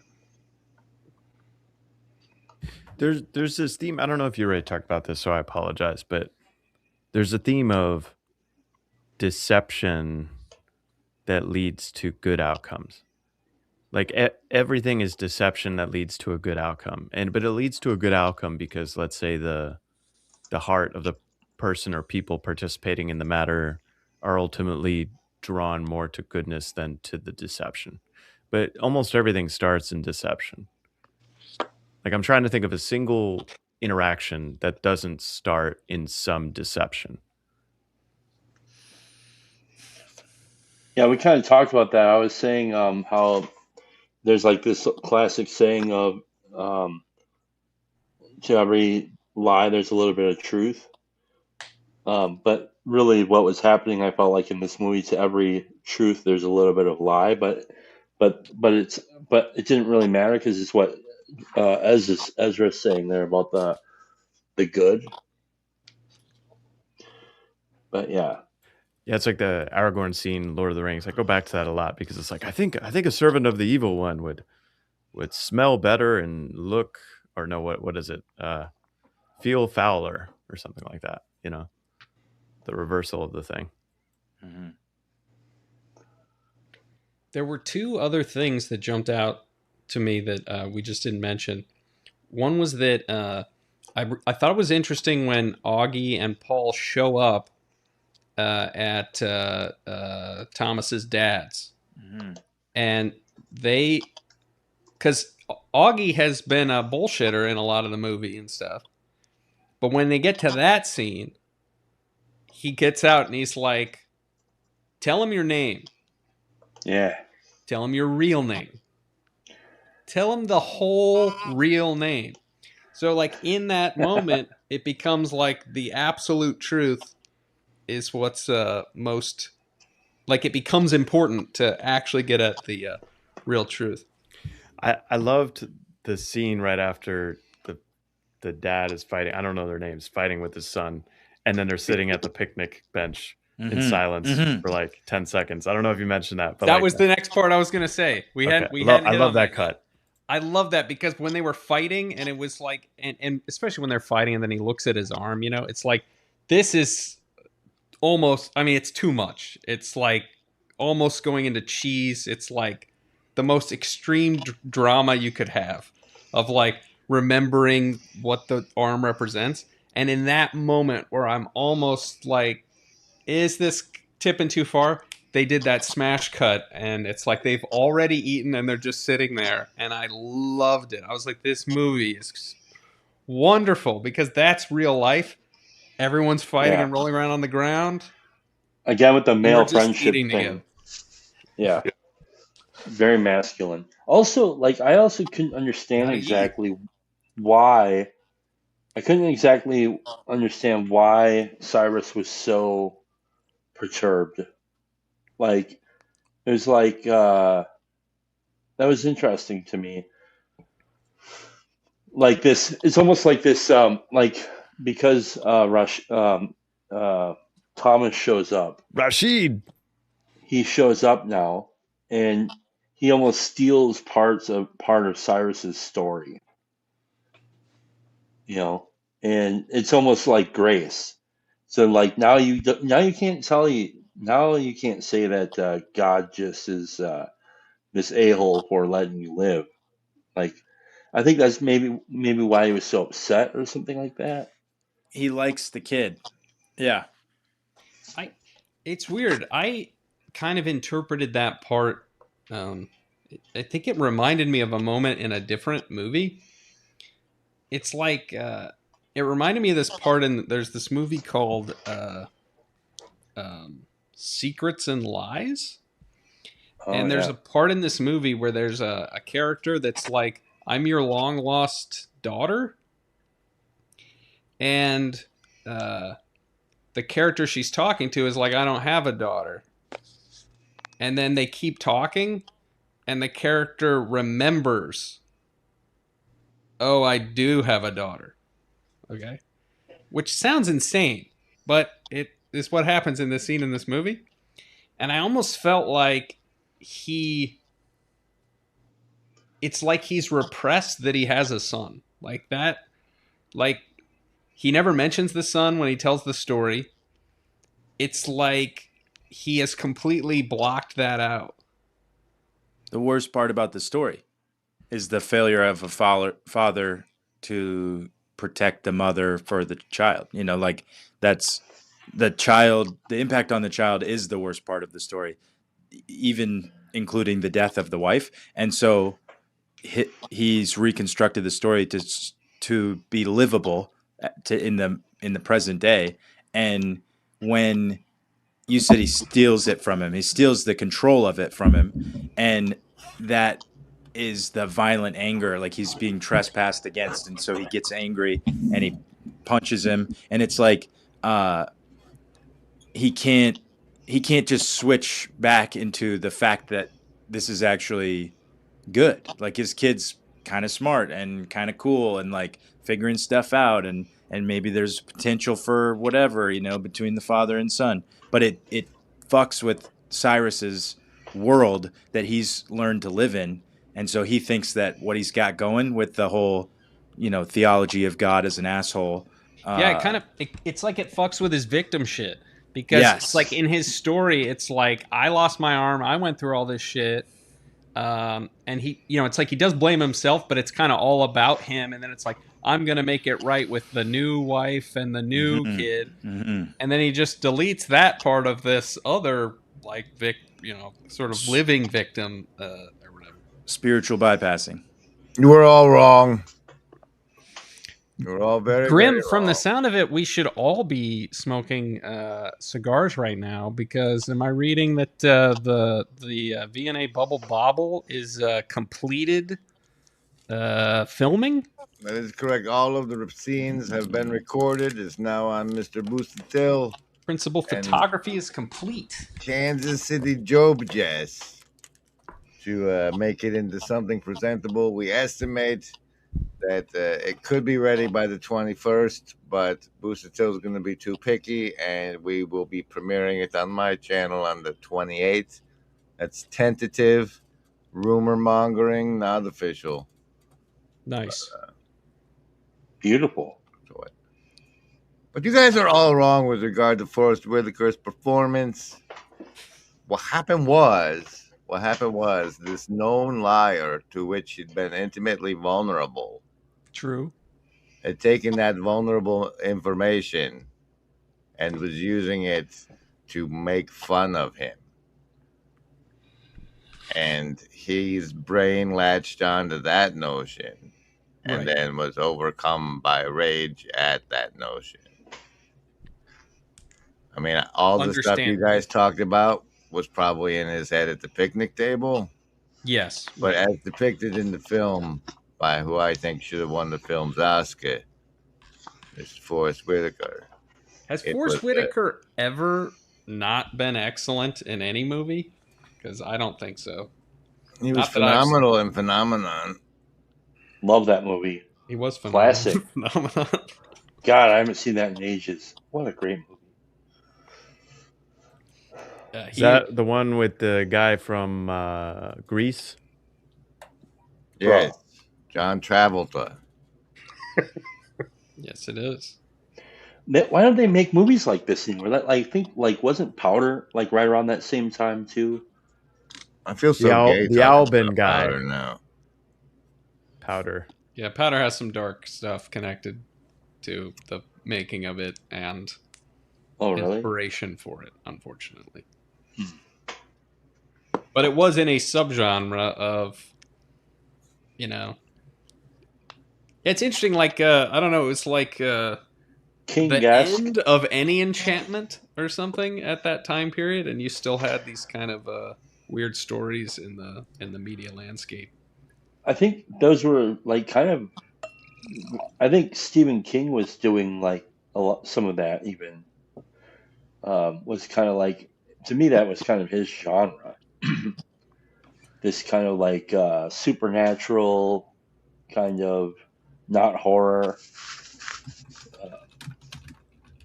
kind of ambiguous. Yeah. A lot of the movies that are big now from that period did not do well in the box office. Yeah, they were really considered flops in the box office. Shawshank Redemption. Mm-hmm.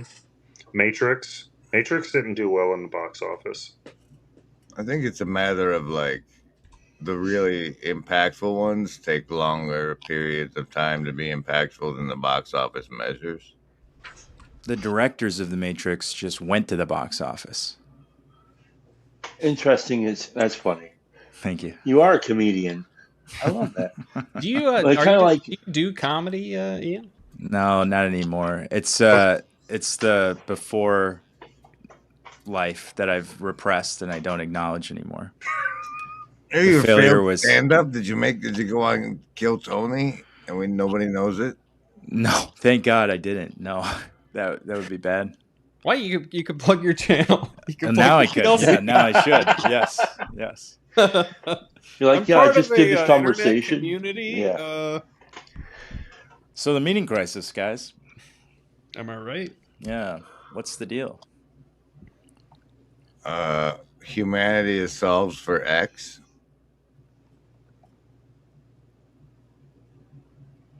Like this was a survival game when we got here, and we pretty much figured it out. And now we're like, now what? What's our telos? Wait for Jesus? We're being bros Build the now. third temple. Let's all build the third temple because that's the best we got. Nothing to Change aim the I think at. we world should- through the cosmic background religion. I love the TLC movie night idea, and then I like that we're doing it with the free movies on YouTube, and then meeting in comment sections and colonizing those comment sections. I think we should probably continue that. Did you ever read the TLC comments on the movie? Not on the not on stream. That could happen. I didn't even think about that. How many comments are on the movie? Like 20. Is that really all there are? Mhm. Yeah, and a bunch are us. Dude, that's incredible. I only Yeah, thought we to do look need at them. show that because that is Yeah. that is cool. So I only There's thought to something look about at them. yeah, it's crazy how salient novelty is today. Like a good movie. Are we the last bastion of recognizing quality outside of the novel? Yes. Wow. Let's mythologize ourselves as something awesome. We are the Laurel King. No, but like you get what I'm saying? Like We're the I bet last the only other bastards people of that. I bet the only other people commenting without me looking at the comments, I bet the only other people commenting are nostalgic. They're tying Nope. the movie to a particular no? no, Right, now let's we're see gonna who we measure the recognize. weight of the smoke you just blew by checking. So here's our first one. Shout out to the uploader. You should probably sort by recent. Okay. Well, there's not that many actually. So on my top 10 movie list of all time, all genres, this is a cozy movie I will watch until I am no longer on this life. Amber heard that. Amber Weird. heard that. Shout out to Amber heard that. Just realized I'm not the same person as when I first saw Who the dat? movie in '95. Now that is nostalgic, as you Way to said. grow. Way to grow as a person, Desert X. This Christmas story, so beautiful. Thank you. I did have the thought I might start watching this around Christmas time. Super underrated masterpiece. And then, who's this? Optional homework assignment given Alex by Luna the strikes TLC again. offbeat comedy. Offbeat intertwined people, the characters in this movie. Sign me up. Let's look at those replies. Alex Luna, you like? I thought it was good. That's the official thing we've gotten by pulling the comments section from the TLC so far. I thought it was good. Now I see a this, Brian of and this is what Chad was talking about, which is interesting. This is like somebody potentially listing a place to go to talk about the movie. I've been to Lafayette. So Did they that's- respond? that's about 2 hours away from me. That's not that far away from me. like Did they respond? yeah, they said we had almost an hour discussion about the brilliance of that film. Cool, dude. We gotta invite that Yeah. dude. Yeah. That is really cool. He was on an That's hour tight. ago. It's pronounced Lafayette, not Lafayette. And yeah, here's Brian. Anyone else here cramming for TLC movie night? Rewatching, and then I already liked you guys. So. Oh, look, B said it's me. Me. Wonderful movie, R.I.P. William Hurt, and his atrocious New York accent. I guess none of us are New Yorkers enough to have been annoyed by that. I did. What? Ian? I did pick up on some terrible accents through the movie. I was like Thomas's was one of the most inconsistent, I would say, throughout. Like there were different times he was having a hard time with his R's, and then it was like an important word, and he would use it. It was a nightmare. Hey Ezra, do you have Yeah. enough circles for this in your vibes layout? What? The vibes layout, where What about it? everybody's a bubble. You have enough bubbles for this situation? I want to be in a bubble, bro. Oh, you want to be in a bubble, bro? Hey, you're one bubble short, and now you're the star. I can put myself in the bubble. Oh, there we go. this is how This we feels sometimes. better. No. This is how we bubble.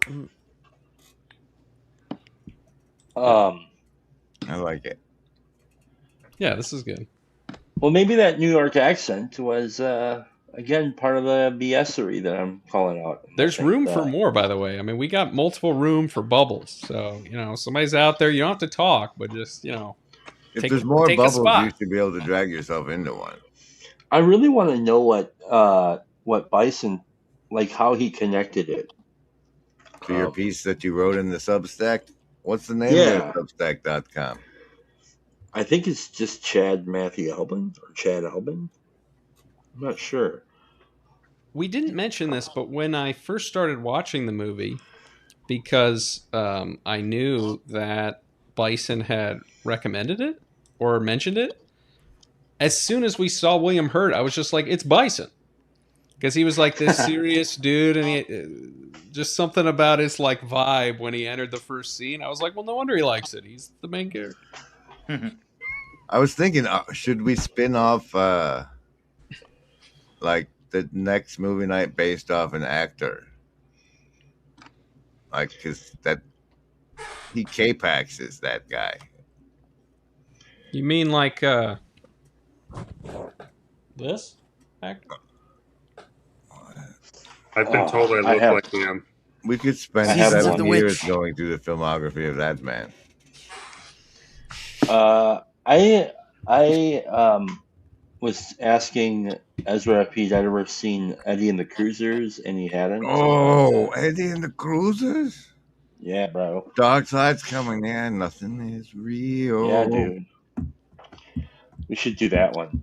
Yeah, Also, apparently we need this. what do you think, Ezra, about dropping a little like what would you call that? A little carrot or nugget or Easter egg in the description of this video? You can release my story in the description of this video if you want, and we don't have to tell anybody. I mean, there's that. I'm happy to leak the story. You want to pre-leak your story that is due for publishing in the this little zine .substack or something like that. I thought it wasn't fitting in there because he put too many words in it. He couldn't follow instructions. An Well, I wasn't excerpt given that is instructions. to be published. You got it excerpted for there. Guess what? Dark Side's Coming, is free on YouTube. It is free. Classic, dude. Interesting. So, I don't know. I'm thinking I would be willing to do it as long as we don't tell anybody that we did it. So, not unlike as a reference to part of your interpretation of the film in a way. Exactly. Ooh, Skank says he's working on scheduling the launch stream for the next issue that we've all been waiting for of this little zine. Oh, sweet. Awesome. So I shouldn't leak the story, is what you're saying. As long as everybody goes to the little zine. I'm sure he's going to publish yours last of all the stories because of your shenanigans, so you might as well leak the full one now. Yeah. It could be leaked as a forerunner to the release officially. And then it puts your story in the front of everybody else's eyes, which is like the power move. Which I don't want to harm. We should the probably say that we're not going to do it. Right, we're not going to do it. We're not going to. It's 50-50. It's up to you. You decide. Damn, Skank says do whatever the hell you want, bro. So let's talk about that last scene in the movie again. Yes, let's. After the story that controversially gets turned black and white. that scene. Yes. Wait, which We scene are you probably talking about? The black and white scene or the scene where they're smoking? Well, since you want a they're paying me to do a Christmas story, and I'm a lazy. And Yes. Augie's like, bro, I got Christmas stories out my wazoo. And then it cuts to the scene where he tells the story that gets turned into black and white. in the diner. And the scene I'm talking about is right there at the end of where he tells before the black and white, Yes. when they sit at the table staring at each other for like 3 minutes. I was curious because I thought it was such an insane thing to film the story and put that over the credits. Not really, but We're I talking thought about it was, before that. yeah. But because of that, I looked up. I was like, I wonder if I can like find the screenplay to this movie. So I found the screenplay online to this movie.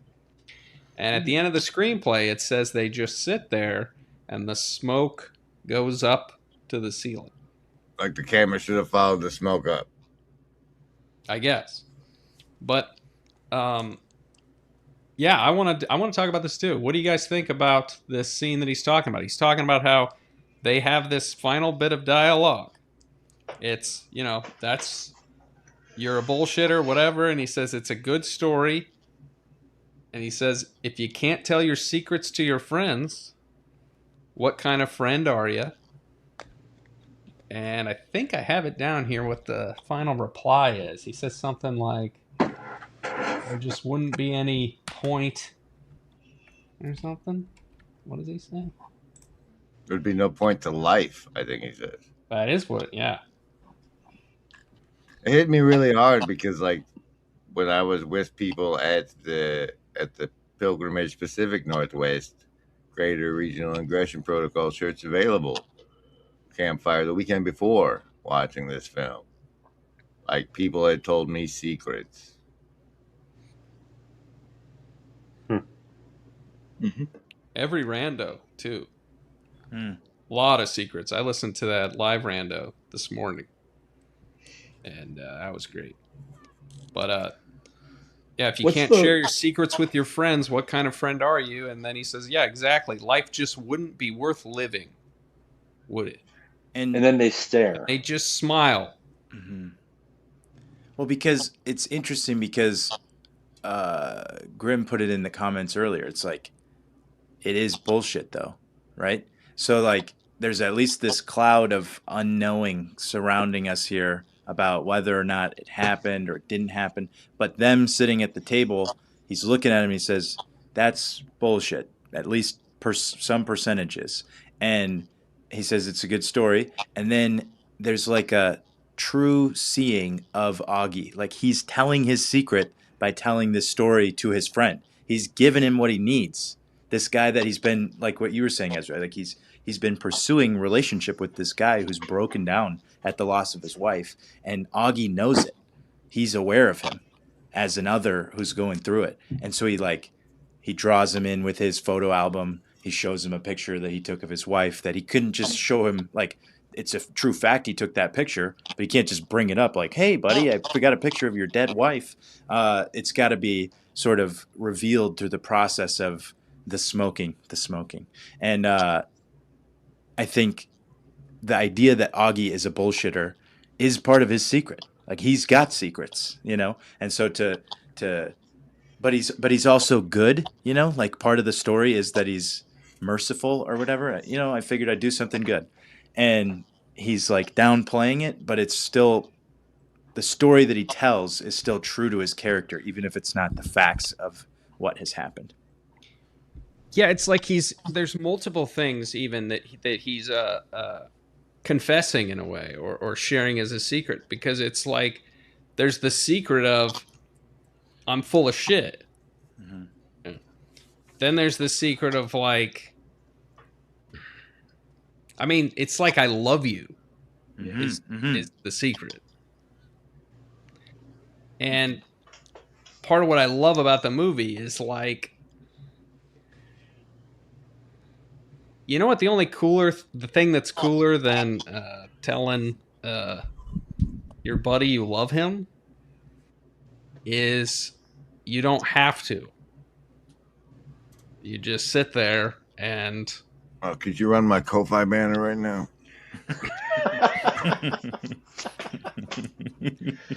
do I have your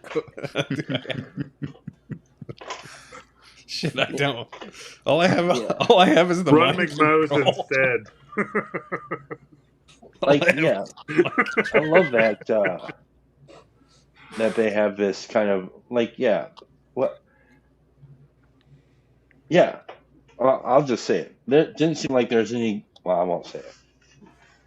Yeah, they would make a lot of. They would like try and paint that relationships like all sorts of different ways, or a particular way today, and it just like I love that it was like, just, like you said, it's just two guys, or all those guys seem to have really good friendships. I mean, how does he have all these friends that are hanging out at the place there with him? Also, there's a sequel to this movie which I haven't seen because it's not free. Interesting. Yeah, but it's also not. I mean, it's a sequel. Yeah, there How are do you some know of it's the a people. sequel? Well, Is it called Smoke 2? no, it's called Blue in the Face, and yeah, but the Hurt character isn't in there. See guys dying from COPD. Mm-hmm. Yeah, Blue in the the face. non-breathing. Yeah. Sorry. I'm sorry. No, I mean, it's interesting because I haven't seen it. I don't know, but what I read up on it was that it doesn't. It seems like it's a way that they used to kind of try to experiment with filming, where like everything is kind of like improvised dialogue, and so it's all like I don't really know exactly what the plot is, but it's yeah. So Now I read, yeah. Now I'm almost thinking that like I'm connecting with the end scene as like that's kind of what it was like to write the story for the zine, because it's like hey, we need a story for this zine. And it's like, oh, you need a detective story. I got a detective story. I got a great detective story. And it's like, I've never fucking written a detective story. What the hell am I doing? No idea. Starts in the bicentennial summer, even though it's a Christmas story.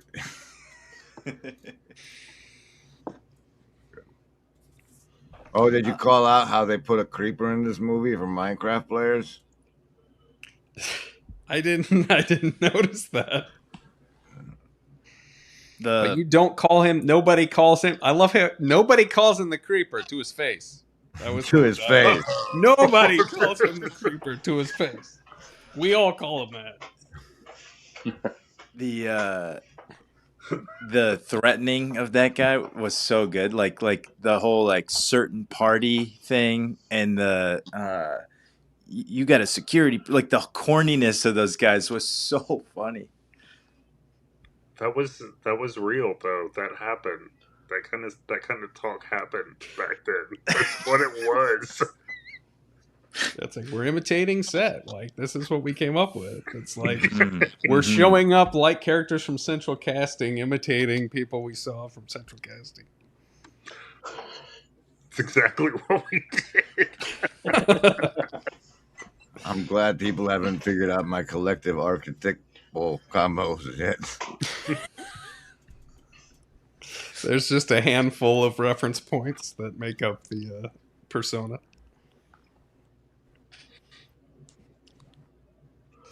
Well, seems like we're, is there any air left in this thing?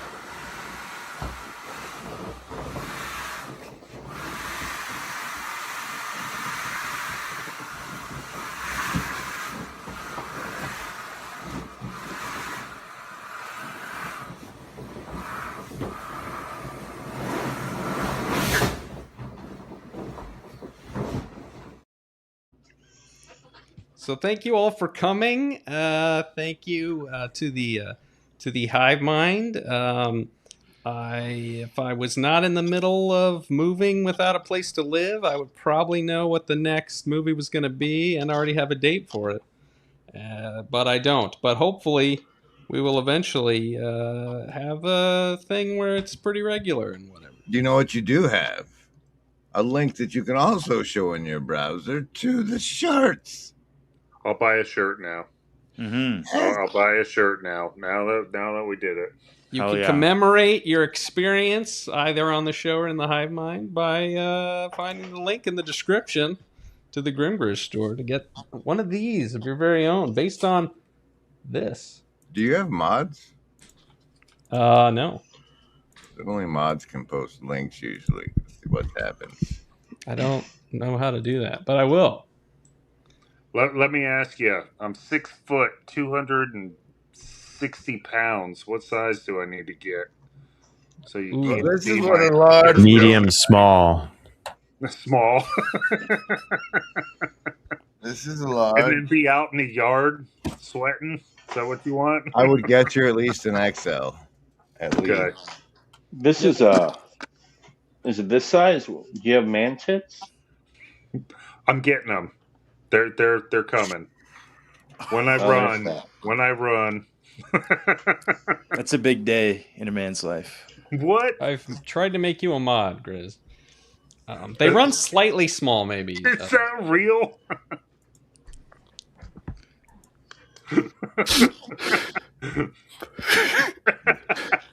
I can't talk. My daughter was doing artwork earlier. See, look at we got a link. Yeah, that's how you buy a shirt, y'all. That's how you commemorate your experience through, because you can't charge for friendship. You shouldn't, but you can charge for T-shirts, knickknacks to remember, memoria of friendship. Hi, dudes. Thank you all for coming, and I guess we'll hit the They Live train. Peace, dudes. Good night. Thank you. Thank you all. Bye, buddy.